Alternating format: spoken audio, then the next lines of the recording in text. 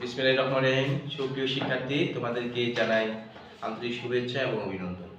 তোমরা যারা আমার এই ভিডিওটা দেখতেছো এবং যারা আমার এই ক্লাসটা মনোযোগ সহকারে করতে যাচ্ছ তাদের জন্য শুভকামনা। এবং আজকের ক্লাসটা হবে আর্টিকেলের বিষয়।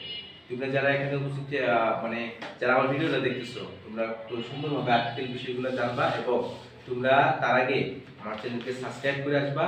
সাবস্ক্রাইব করার পরে তোমরা আমার যে ভিডিওগুলো আছে নোটিফিকেশনগুলো অন করে রাখবে এবং তোমরা আমার ভিডিওগুলো একে পরে পেয়ে যাবা। ইংরেজি নিয়ে যত সমস্যা আছে তোমরা আমার এই চ্যানেলে পেয়ে যাবা। তো শুরু করা যাক আমাদের আজকের বিষয় আর্টিকেল।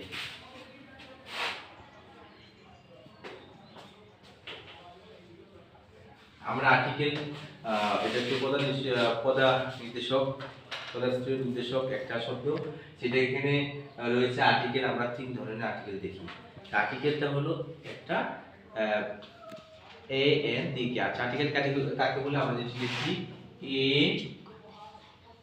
এন এবং দিকে দিকে আর্টিকেল বলে। আমরা এইভাবে লিখে রাখছি আর্টিকেল বলে। আশা করি তোমরা এই জিনিসটা রয়েছে যে আর্টিকেল আমরা কাকে বলে জানলাম।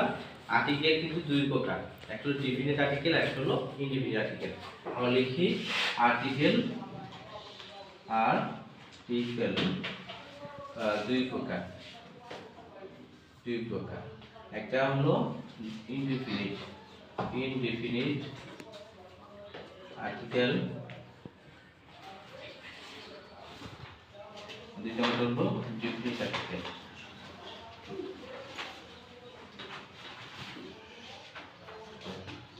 তো এখানে আমাদের মনে রাখতে হবে এটাকে বলা হয় অনির্দিষ্ট।